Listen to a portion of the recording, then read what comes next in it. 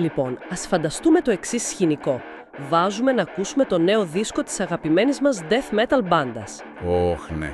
Είμαστε έτοιμοι για ταχύτητα, παραμόρφωση να μας τρυπήσει το κράνιο. Ακριβώς. Και ξαφνικά σκάει μια ακουστική κιθάρα και ακούμε καθαρά φωνητικά. Νιώθουμε μια μικρή προδοσία, σωστά? Είναι απολύτως λογικό. Και βασικά αυτό είναι το φαινόμενο που θα αναλύσουμε σήμερα. Ναι, με τίτλο When Metal Bands Change What It Means to Be Heavy. Και κάπου εδώ, επειδή μιλάμε για μουσικές θρησκείες και δεν θέλουμε να μας κυνηγάνε οι σκληροπυρηνικοί οπαδοί, πρέπει να κάνω μια μικρή δήλωση. Οι απόψεις που ακούγονται σε αυτό το βίντεο είναι καθαρά προσωπικές. Καλά κάνεις και το ξεκαθαρίζεις, γιατί είναι ευαίσθητο θέμα. Κοίτα, έχουμε ταυτίσει το βαρύ αποκλειστικά με τα χαμηλά κουρδισμάτα. Και με τα decibel φυσικά. Ναι. Αλλά αν το δούμε ψύχραιμα, η βαρύτητα στη μουσική είναι στην ουσία η αίσθηση του χώρου. Δηλαδή ο χώρος που καταλαμβάνει ο ήχος και αυτή η φυσική πίεση που νιώθεις στο στέρνο σου. Οπότε το μεγάλο ερώτημα είναι πώς καταφέρνει μια μπάντα να κρατήσει αυτή την πίεση όταν αλλάζει εντελώς τα εργαλεία της. Πάρε για παράδειγμα τους Metallica. Το απόλυτο παράδειγμα για το πώς αλλάζεις τον ρυθμό της βαρύτητας. Σκέψου το battery δίπλα στο Sad But True από το Black Album. Η μέρα με την ίστα, έτσι. Το battery είναι σαν ένας καυγατζής που ρίχνει απανωτές γρήγορες γροθιές. Όμως το Sad But True είναι κυριολεκτικά ένας οδοστρωτήρας. Πώς το καταφέρνει όμως αυτό, αφού είναι τόσο αργό? Είναι καθαρά θέμα καινού χώρου. Στο κλασικό thrash metal, οι νότες είναι κολλημένες η μία πάνω στην άλλη, δεν αφήνουν καθόλου αέρα. Όταν ρίχνεις την ταχύτητα και αφήνεις τον ήχο να αναπνεύσει, τι γίνεται? Οι χαμηλές συχνότητες έχουν χρόνο να απλωθούν. Ακριβώς. Το μπάσο και η μπότα χτυπάνε με πολύ μεγαλύτερη μάζα στον χώρο. Άρα, στην ουσία, εξημέρωσαν την αγριότητά τους. Από ένα λυσασμένο ζώο έφτιαξαν ένα τεράστιο άλογο εργασίας.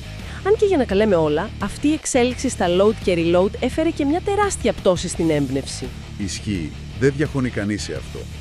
Αλλά το Black Album απέδειξε ότι το πιο αργό μπορεί να είναι συντριπτικά πιο βαρύ. Σωστά.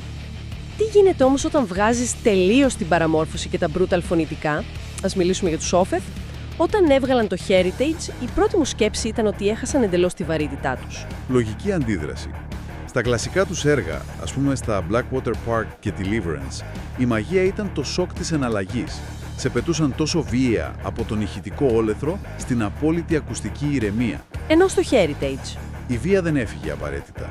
Απλά σταμάτησε να εκφράζεται ηχητικά. Το βάρος έγινε κάτι καθαρά συναισθηματικό και ατμοσφαιρικό. Εδώ όμως κάπου θέλω να διαφωνήσω λίγο. Μπορεί πραγματικά μια καθαρή μελωδία, χωρίς ίχνος παραμόρφωσης, να θεωρηθεί heavy?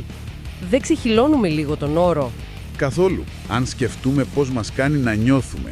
Η σκοτεινή θεματολογία, οι παράξενες αρμονίες, όλο αυτό το χτίσιμο δημιουργεί τεράστια ψυχολογική πίεση.